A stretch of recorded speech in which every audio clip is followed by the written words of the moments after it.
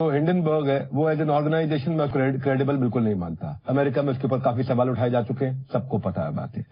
Short seller है, report release करने से पहले ही अपनी पोजीशन बना लेते हैं, पैसा कमाते हैं, पैसा कमाने का उनको फायदा मिल रहा है। जब आदमी का मोटिवेशन क्लियर होता है तो समझ में आता है कि वो उसके लिए कई बार कुछ काम सही भी करता है, गलत भी करता है। इनकी हिस्ट्री है शॉर्ट सेलिंग की एंड मेकिंग प्रॉफिट्स। 30 कंपनियों को पहले टारगेट कर चुके हैं 2020 में। एक कंपनी 3 साल से चल रही है, एक 30 साल से चल रही है।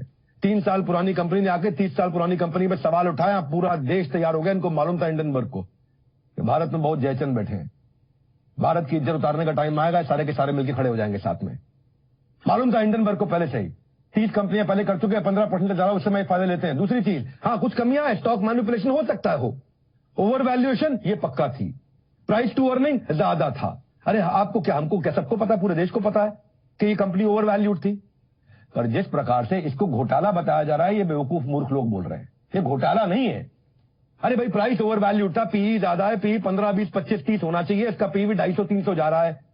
तो इज्जत मिल रही है उसको, हो सकता है इन्होंने उसकी मार्केट मेकिंग करी हो, इन्होंने डिमांड को अप किया। शेल कंपनी की बातचीत हुई, अब शेल कंपनी की बातचीत हो रही है, इलीगल ट्रांजैक्शन की बातचीत हो रही है। अभी प्रूव हो गया क्या? किसने प्रूव किया? एक रिपोर्ट आई है और यहां जयचंद सारे के सारे तैयार हो गए। पूरा देश बिक गया, देश बर्बाद हो गया, देश अकल तो है नहीं इनको, ये क्या कैपिटलिस्ट लोगों के खिलाफ नहीं है। दीपक चौरसिया जी अभी $1.1 बिलियन का इन्होंने प्रीपेड लोन जो प्लेज शेयर थे अभी निकाले, Adani port, Adani energy, Adani transmission के, जो 2024 सितंबर में निकालने थे, आज निकाल दिए। आपको समझा देता हूं, इनका रिकरिंग रेवेन्यू का बिजनेस है, बिजनेस चल रहे हैं, ये कागज ऊपर नीचे हुआ है बस। पोर्ट में रिकरिंग रेवेन्यू, पावर में रिकरिंग रेवेन्यू, एयरपोर्ट में रिकरिंग रेवेन्यू, सीमेंट में रिकरिंग रेवेन्यू, माइनिंग में रिकरिंग रेवेन्यू, 5 लाख करोड़ से ऊपर का एसेट वैल्यू है। अरे सब कुछ तो है, ऐसे का ऐसा ही है। थोड़ा एक रिपोर्ट आई, कागज ऊपर नीचे हुआ है। $23 बिलियन का फाइनेंशियल ईयर 2020 में ग्रुप का टर्नओवर था। आपको बता देता हूं 75% का ग्रोथ आया अडानी एंटरप्राइज के रेवेन्यू में, बोल रहा हूं, वैल्यूएशन में नहीं बोल रहा। ये सवाल वैल्यूएशन पे उठा है, मैं रियल बिजनेस की बात कर रहा हूं। पहले थोड़ी जानकारी लीजिए, बहुत जरूरी है भाई लोग। जो राजनीतिक आपकी जो है मजबूरी होगी, लेकिन जानकारी बहुत जरूरी है। आपकी मजबूरी के ऊपर जरा जो जरूरी है वो दे दूं आपको। They are on track to double their profit in 2023। Adani enterprise के लिए बता रहा हूं, एलआईसी का एक्सपोजर 1% से कम है इनके। स्टेट बैंक ऑफ इंडिया ने आके बता दिया, एफएम ने आके बता दिया, एलआईसी ने आकर के बता दिया। इनको पता था पहले हिंडनबर्ग को कि जयचंद को हम लोग हवा देंगे, यहां जैसे भुट्टा सेकते हुए थोड़ा कोयले को हवा दिया जाता है। अडानी आज अपने प्रीपेड एग्जिस्टिंग डेट को समाप्त कर रहा है। 20,000 करोड़ का एफपीओ पूरी तरह सब्सक्राइब होगा। बोलो ये भी मार्केट मेकिंग है भाई, to save their investors interest. ये आज पैसा इमीडिएटली वापस कर रहे हैं। स्ट्रॉन्ग कैश फ्लो का धंधा है, प्रॉफिट का धंधा है, रियल धंधा है, चल रहा है भाई। मैं कह रहा हूं वैल्यूएशन ज्यादा थी, कोई बात नहीं। आज जो न्यू फिच की रिपोर्ट आई है उसको चेक कर लो। एसएनपी ग्लोबल ने 1-2 कंपनी पे इनकी रेटिंग हल्की आगे पीछे करी है। फिच ग्रुप ने बोल दिया बिल्कुल ठीक है। मूडी ने बोल दिया कोई इंपैक्ट ही नहीं है। मूडी दुनिया की दूसरी सबसे बड़ी ऑर्गेनाइजेशन है जो रेटिंग दे रही है। या मैं और आप रेटिंग देने में लगे, मैं क्यों दे रहे हैं भैया?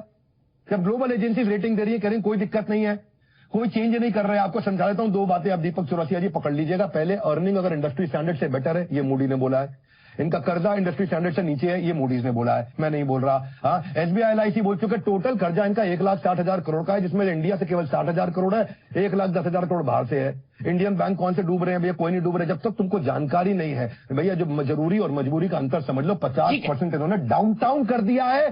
किसके? एसबीआई के सैंक्शन लोन को। एसबीआई ने बोला कर्जा ले लो, उन्होंने लिया नहीं, उन्होंने विदेश से लिया। एसबीआई कहां से डूब जाएगा?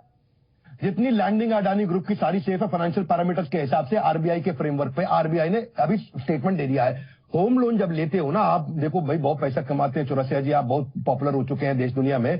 चौरसिया जी अच्छी तनख्वाह आपको देते होंगे जी ग्रुप वाले, जब आप कर्जा लोगे। एक बात समझ लीजिएगा, 1.5 करोड़ का मकान लेना तो आपको 1.1 करोड़ यानी 1 करोड़ 10 लाख का कर्जा मिल सकता है 1.5 करोड़ के आपके अपने मकान पे। अडानी उससे काफी नीचे चल रहा है। सब कुछ तो सेफ है, अरे धंधा सेफ है, कागज की वैल्यूएशन ऊपर नीचे हुई है। और क्या हुआ है? कैश फ्लो चल रहे हैं। 4 रुपए के अडानी के एसेट पे 3 रुपए का लोन है, इसका मतलब पूरी तरह सेफ है। ये रेशियोज को आज बहुत अच्छी रेशियो जो चल रही है इस समय, इनको पहले समझना ये वेस्ट का एजेंडा है। बंदूक बेशक अडानी के कंधे पर सादी है, लेकिन ग्रोथ का असली निशाना बढ़ते बदलते देश की बुनियाद को कमजोर बनाने का प्रयास कर रहे हैं। मैं पप्पू हूं, हमने टोटी चोरी कर ली, हम गधे हैं।